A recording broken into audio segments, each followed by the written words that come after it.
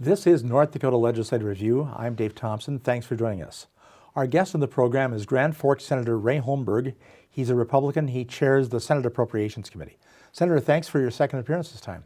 You're welcome. It's always a pleasure. And I wanted you on the show especially because this is a budget session. This has been a budget session, and appropriations have been working hard to make sure the budget is balanced.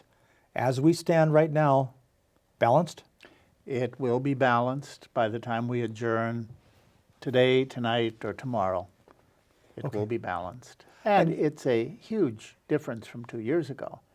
2 years ago, when we left, there was $6 billion in the general fund budget. Right now, there's about $4.3 billion in that budget. So you can basically say every agency has had to take some amount of pain this time. That is correct. We tried to spread it around as much as possible. Some areas got hit a little more than others. We definitely spent our time protecting elementary and secondary education. They ended up with a flatline budget. We tried to do some work with long-term care, nursing homes, and DD providers. You know, not to everyone's satisfaction, but we tried to hold them pretty good. You know, you mentioned K through 12 education. One thing that protected it, of course, was the K-12 stabilization fund. Right, Foundation Aid Stabilization Fund that the voters determined was a pot of money that was kind of stranded.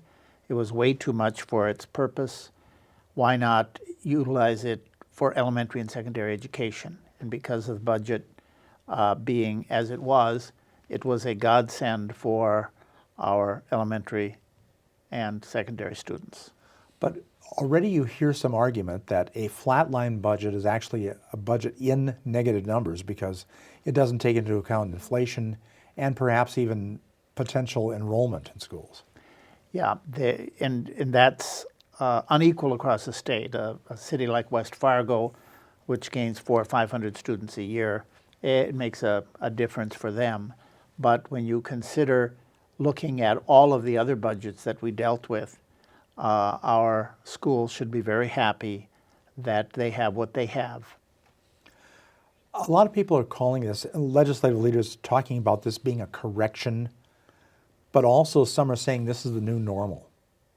Where do you think it's coming down? Somewhere in between.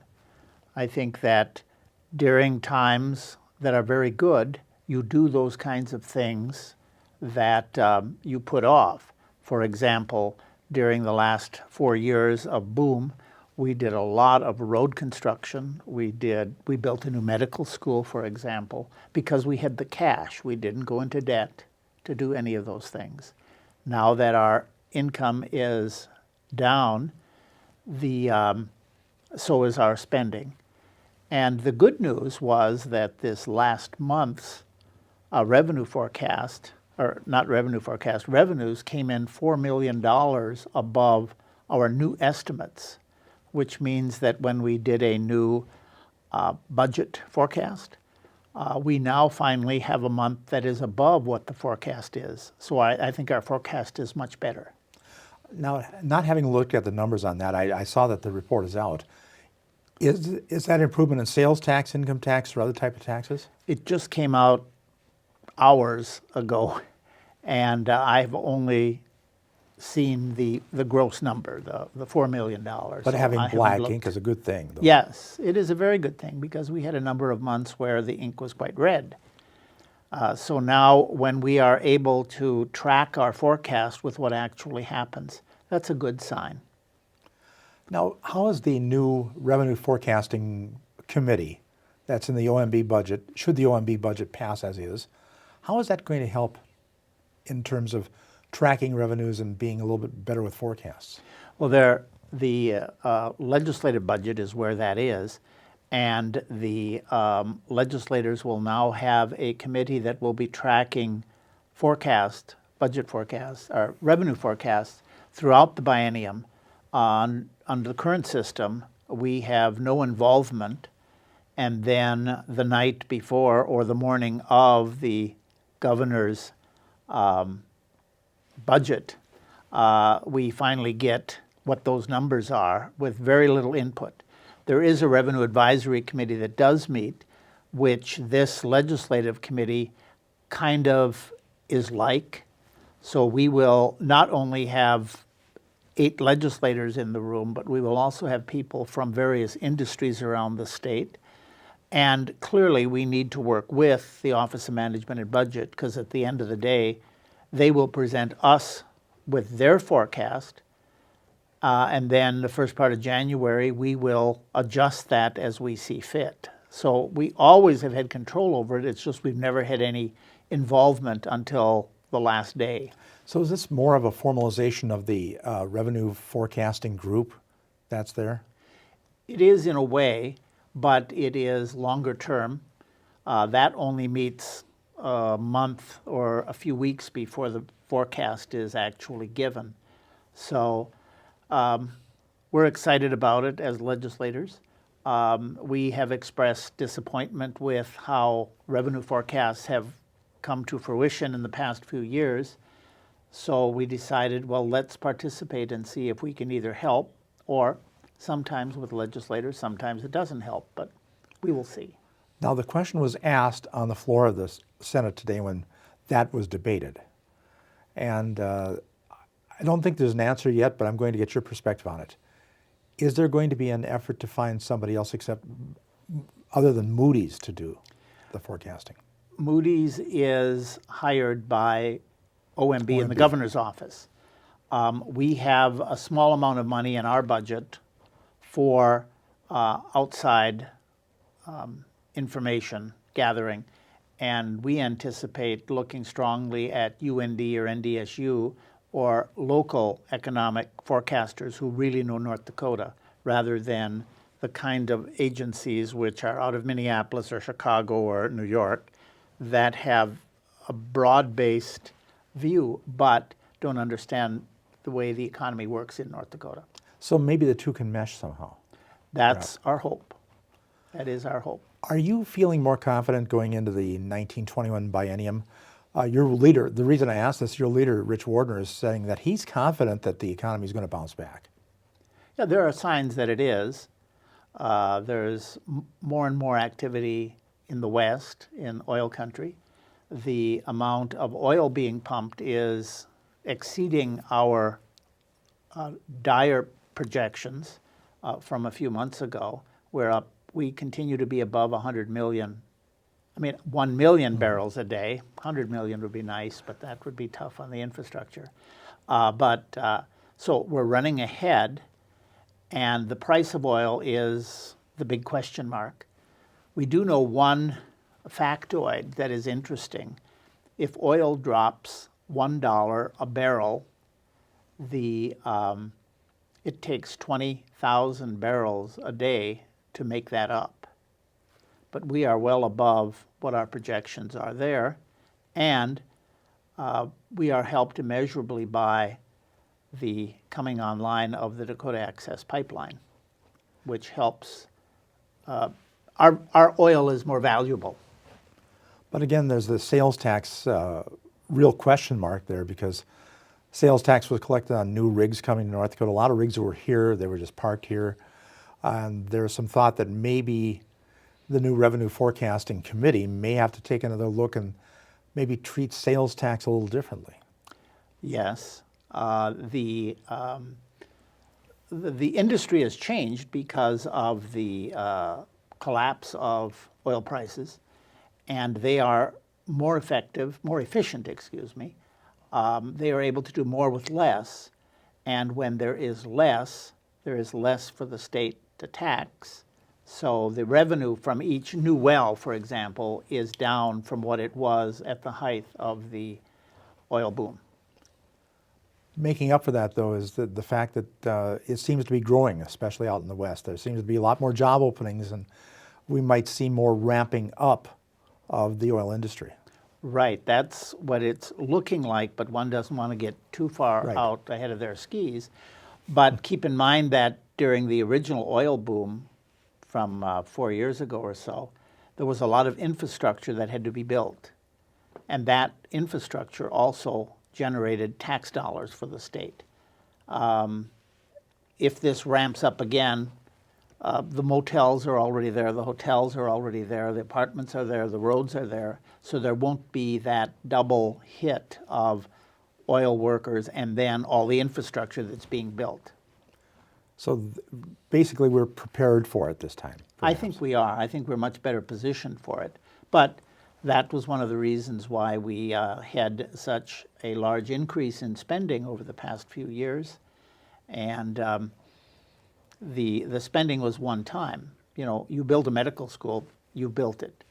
You built you build roads around Watford City, they're built. But there was the initial upfront costs. Right. And these things are going to last for years. Right, and we paid cash for all of it. That's been interesting because there are some buildings that the university system would like to have built. There are going to be a few, dormitories are going to be built with revenue bonds, but there's really a reluctance to do any bonding right now. Right, we haven't bonded for a number of years. Our bonded indebtedness as far as the state is concerned has dropped down because we just haven't been bonding. We have capacity to do it, but there's a reluctance to go into debt. So we are not, at this stage in the session, we don't have general fund buildings that are being put up. As you mentioned, there are some dormitories, some buildings on campuses where the money is donated or is going to be raised by the campus. So we do have some of that, but we don't have the tens of millions of dollars worth of capital construction that we had the past few years. And after a thorough study, the last 2 years under Representative Mark Sanford, we now have a very good handle on our utilization of the buildings we have on campuses. And we have, on some campuses, we have more space than is needed. So with that in mind and the fact that college is changing, students are utilizing distance learning versus sitting in a classroom more, I think we're in pretty good shape as far as the infrastructure, with a few exceptions. Sure.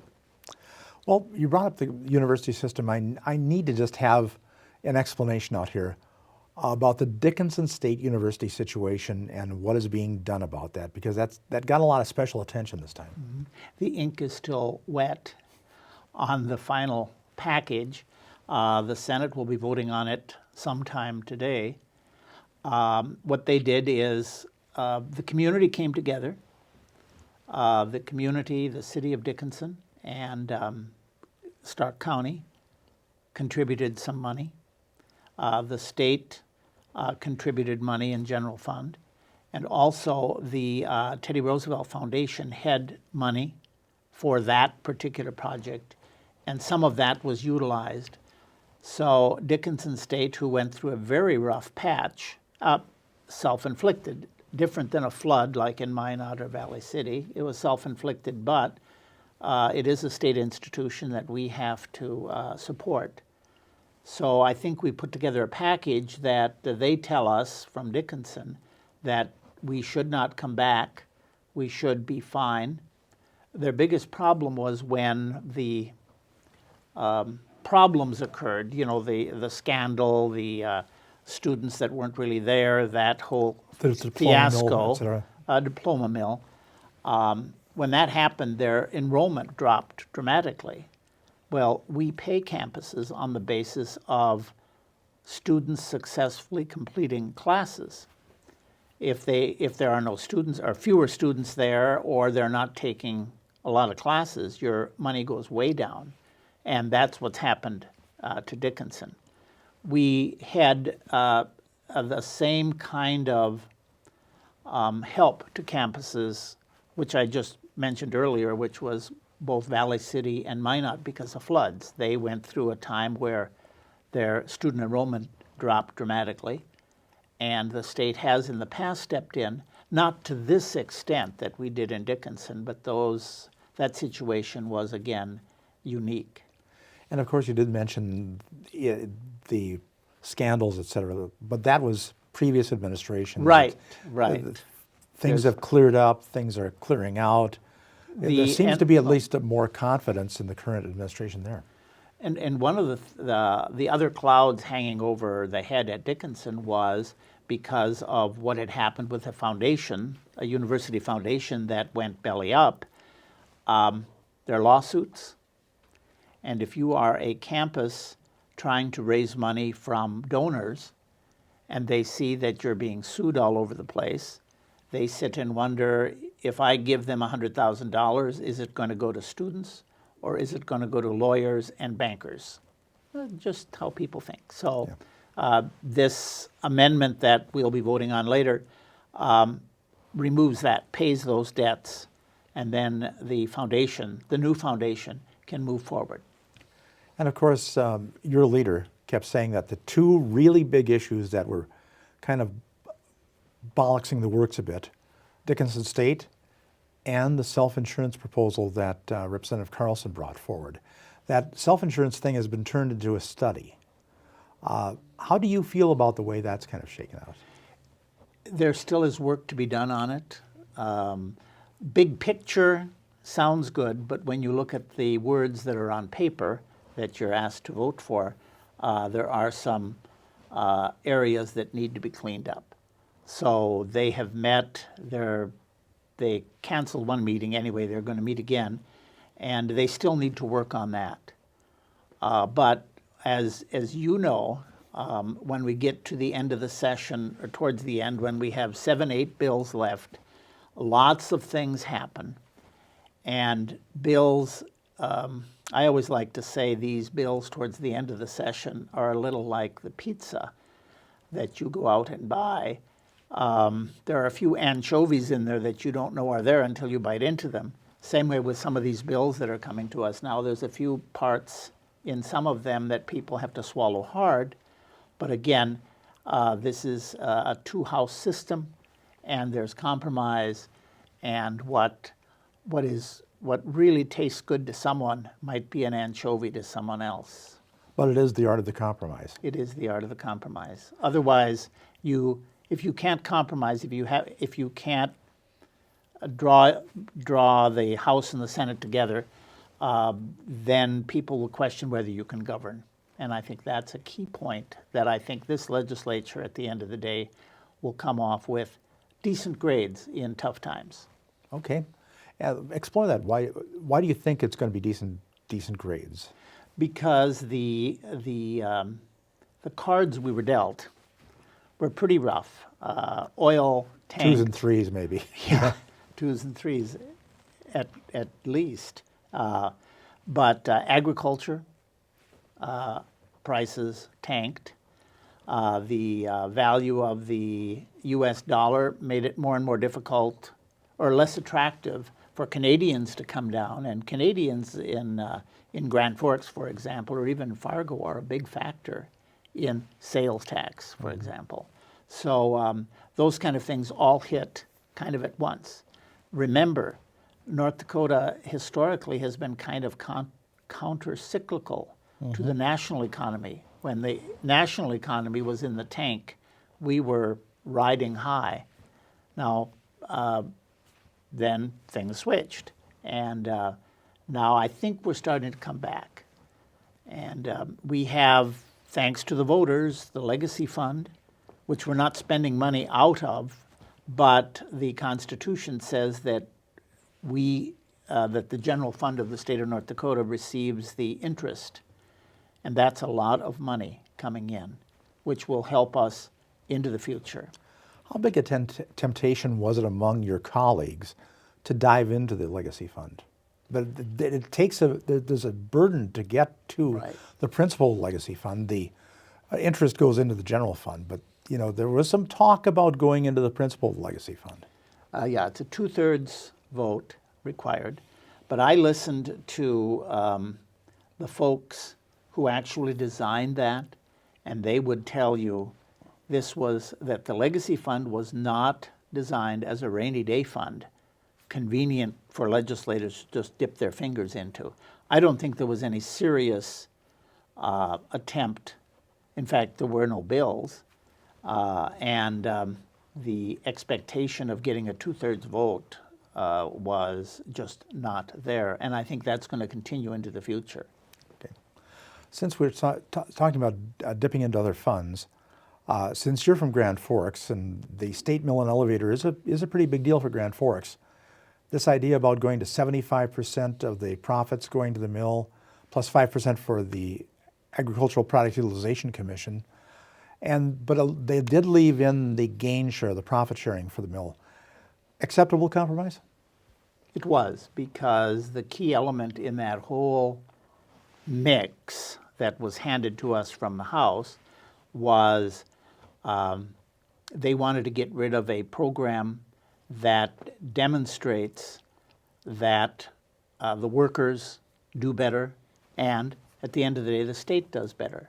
And that's their gain share program. There were some folks that didn't like the gain share program because it sounded too much like unionism. And the workers at the state mill and elevator for years have been union workers. We know that. Is the state mill and elevator socialistic? Yes, we know that, but the voters wanted it. And the voters, not the voters, I think the mill came out okay. I would have been happier with less percent going to the general fund, but the workers and the gain share and the profit sharing for the folks who work at the mill was protected by what happened this time. Yeah, the socialist institutions, the Bank of North Dakota and the mill and elevator have actually come in handy at times. Yes, they have, but they do have their detractors. If you Yes, they recall, do. years ago, Senator Ben Tollefson from Minot would put in his bill to eliminate the state mill and the Bank of North Dakota. Right, and it was Jamestown Senator too who was on that, and I can't Yeah, remember his name. I can't remember his name right now. But yeah, Yeah.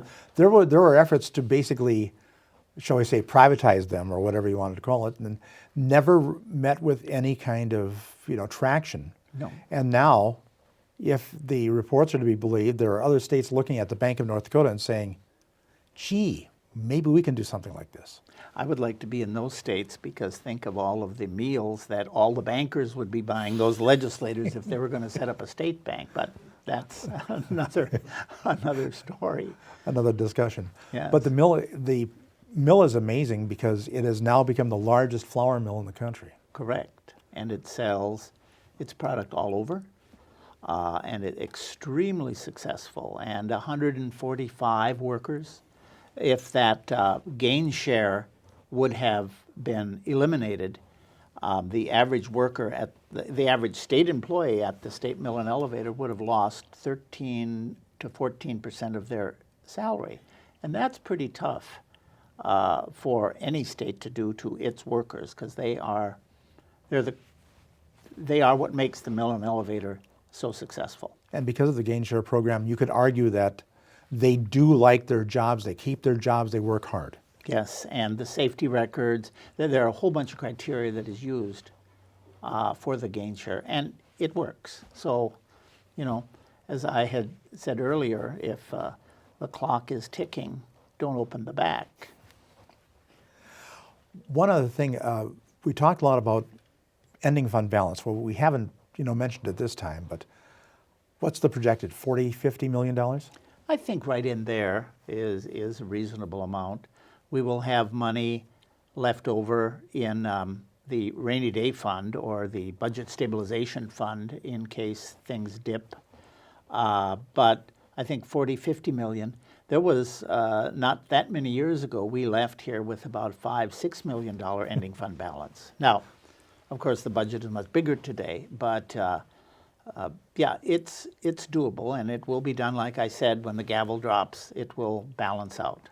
Yeah, we remember that. That was Governor Schaefer, who wanted $10 million and was willing to go $5 million. And I remember what he said. He said it was $5 million is enough to get him out of town. His relationship with the legislature at the time was a little tenuous. There is a natural tension, but at the end of the day, I don't care who's in control of this body or that body or the governor's office. At the end, it's always the conflict between the Senate and the House. It's the way they're built. But it's natural. Yep. It's a bicameral system. So although it's kind of fun for people like me who are observing it to kind of watch the byplay, the interplay between the House and Senate, it is a natural tension. I think there's a natural tension between all branches of government. And that's not unhealthy, although sometimes, you focus in on, the public focuses in on the shiny objects, like the governor's salary is one, or, you name it, that's what they focus in on, when there are other issues that are much more meaningful. And that's not a criticism of the press, but it was. Well, yeah, we do sometimes follow shining objects too. But anything else that you want to say as we come to the end of the show?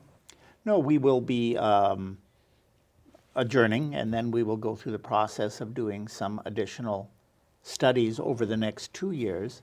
But I think the listener should be aware that the other, not challenge, but the other interesting aspect of this legislature was the number of new members. Absolutely. 20-some in the House, Absolutely. 10 in the Senate. That's a lot of new faces. Absolutely. We must end it there. Thank you. Okay. Our guest on the program, Senator Ray Holmberg from Grand Forks, who chairs the Senate Appropriations Committee. For Prairie Public and Legislative Review, I'm Dave Thompson.